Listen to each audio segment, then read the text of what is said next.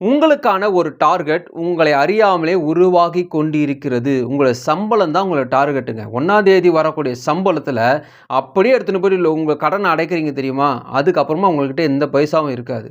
இந்த கடன அடைச்சுட்டு மீதி ஏதாவது கிடைக்குமா? அதுக்கு ஏதாவது போராடலாமா? வேற எங்கேயாவது வேலை செஞ்சா கிடைக்குமோ? ரூ. 20,000க்கு எங்கேயாவது வேலை பார்க்கலாமா? இல்லாட்டி இவங்ககிட்ட கடன் வாங்கலாமா? இது போல ஒவ்வொரு மாசமும் நீங்க அதுக்கான விஷயத்துக்காக ட்ரை பண்ணிட்டே இருக்கிறீங்க இல்லையா? இதுதான் ஒரு விதமான டார்கெட். உங்களுக்கான டார்கெட். இது உங்களுக்கு தெரியாது. நீங்க இப்படியே இத பத்தியே சிந்தித்துக் கொண்டிருக்கிற நேரத்தில, உதாரணத்துக்கு உங்களுக்கு ஒரு பெரிய சொத்து வரப்போகுது வச்சுக்கங்களேன். அதுக்கு 30,00,000 உங்களுக்கு வரப்போகுதுன்னு ஒரு ஃபோன் வருது. அப்பா உனக்குண்டான சொத்து வரப்போகுது.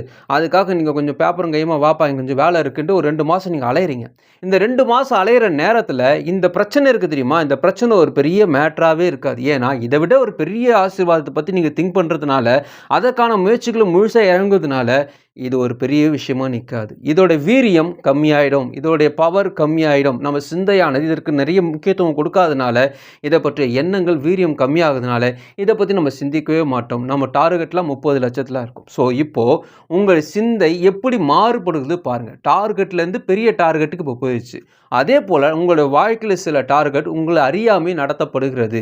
ஆனா, கடவுள் உங்களுக்காக வைத்திருக்கிற டார்கெட் இத விட பெரிய விஷயங்கள். இப்போ உங்களுக்கு ரூ. 10,000 தான் கடன் அல்லது ஒரு ரூ. 10,00,000 தான் உங்களுக்கு பெரிய வாழ்க்கைன்றது போல உங்க மனசுல டார்கெட் வச்சிருக்கீங்க இல்லையா? ஆனா, கடவுளை பொறுத்தவரைக்குமே உங்களுக்கு ரூ. 1,00,00,000 ரூ. 2,00,00,000 டார்கெட் வைத்து அதற்கான ஓட்டத்தை அவர் வைத்துக் கொண்டிருக்கிறார். ஆனா, அத பத்தி நம்ம கவனிக்கவே கூடாது.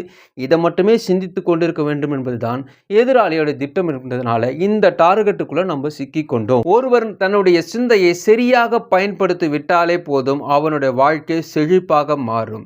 உங்களுடைய வாழ்க்கை எதிர்காலம் சூப்பரா இருக்க போதுன்னு நீங்க சிந்திக்கணும்னு அவர் விரும்புறாரு. எனக்கு இப்படி வேணும், இப்படிப்பட்ட வீடு வேணும், எனக்கு இந்த இந்த கார் வேணும், இந்த வீட்டில் இத்தனை அறைகள் வேணும், இத்தனை ஹால் இருக்கணும், வீடு இருக்கணும், தோட்டம் இருக்கணும். இது போல உங்களுடைய திங்கிங் ஃபுல்லா உங்களுக்கு எது வேண்டுமோ அதில் நீங்கள் முழுகி அதை பற்றி சிந்தித்து கொண்டிருக்கும் பொழுது அந்த இடத்துல நீங்க நின்று கடவுளே ஒரு நாள் கடன்காரனா இருந்து கஷ்டப்பட்டிருந்த இப்போ இந்த வீட்டை தந்தீங்களே ரொம்ப தேங்க்ஸ் நீங்க சொல்றீங்க வச்சுக்கோங்களேன். அங்க இருந்து நீங்க சொல்ற விஷயம் இப்போ இருக்கக்கூடிய விஷயத்துக்கு மாற்றத்தை ஏற்படுத்திடும். ஏன்னா உங்களுடைய டார்கெட் அங்கே மாறுறதுனால இங்கே விஷயங்கள் சுலபமாயிடும், இதனுடைய வீரியம் கம்மியாயிடும், அந்த டார்கெட் வேலை செய்யும். ஸோ இது போல் நம்ம சிந்திக்கும் பொழுது என்ன ஆகும் பார்த்தீங்கன்னா, ஒரு நல்ல விஷயத்தை நம்ம சிந்திக்கிறோம் இல்லையா, குப்பை இல்லை. ஸோ நல்ல விஷயத்தை நம்ம சிந்திக்கும் பொழுது ஆட்டோமேட்டிக்காக தேனி வருங்க. ஸோ ஆசீர்வாதம் உங்களை தேடி வரும். அதுக்கான வாய்ப்புகளை தேடி உருவாக்கிட்டு வரும். இப்படி இப்படி இப்படி போகலாமா, அப்படி போகலாமா, அது உருவாக்கி உங்களுக்கு வாய்ப்புகளை கொடுக்கும். பார்க்காத ஆள் திடீர்னு பார்ப்பாரு, வராத பணம் திடீர்னு வரும், எதிர்பார்க்காத விஷயங்கள் ஒன்று ஒன்றா நடக்கும், உங்களுக்கான வாய்ப்புகள் அது கொண்டு வரும். ஸோ ஒரு சிந்தை என்பது பூந்தோட்டமாக இருந்தால் உங்களை தேடி வண்டு வரும்.